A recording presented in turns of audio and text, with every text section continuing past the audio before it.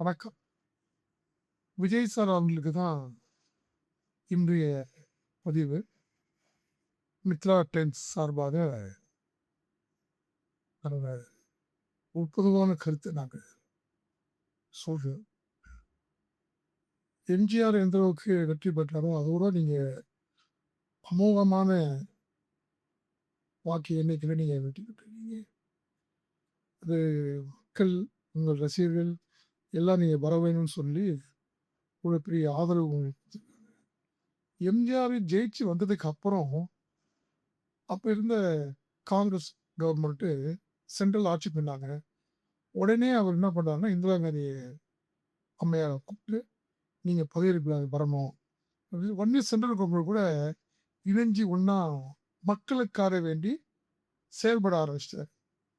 இப்ப அதுபோல நீங்களும் இந்த எம்ஜிஆர் பாணியில, அவருடைய புரட்சித் தலைவருடைய பாணியில நீங்க இப்போ ஒரு புத்திய கையாண்டு சென்ட்ரல் கவர்மெண்ட்ட நீங்க அனுசரிச்சு, உங்க பதவி விழாவுக்கு அவங்களையும் இன்வைட் பண்ற மாரி பண்ணீங்கன்னா, இது எல்லாமே ஈஸியா அமையக்கூடிய சாத்தியக்கூறு.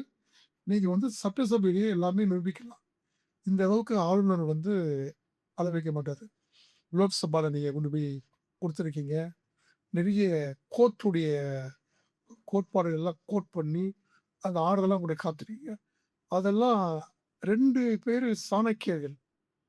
மிஸ்டர் நரேந்திர மோடி பிரதமரும், அமித்ஷா அவர்களும் பெரிய சாணக்கியர்கள். அவர்கள்கிட்ட வெல்வது அவ்வளோ ஈஸியான காரியம் இல்ல. அவங்கள அனுசரிக்கிறவங்க மட்டும்தான் ஜெயிக்க முடியும். அவங்க தான் ஆட்சி நடத்த முடியும்.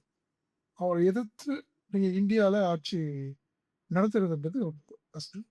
ஸோ நீங்க மக்களுக்காக வேண்டி, உங்கள ரசிகர்களுக்காக வேண்டி, நீங்க முதலமைச்சர் சிம்மாசனத்துல சீக்கிரமா நீங்க அமரணும். அதுக்கு எம்ஜிஆருடைய வழிய நீங்க கடைபிடிச்சீங்கன்னா ரொம்ப நல்லா இருக்கும்.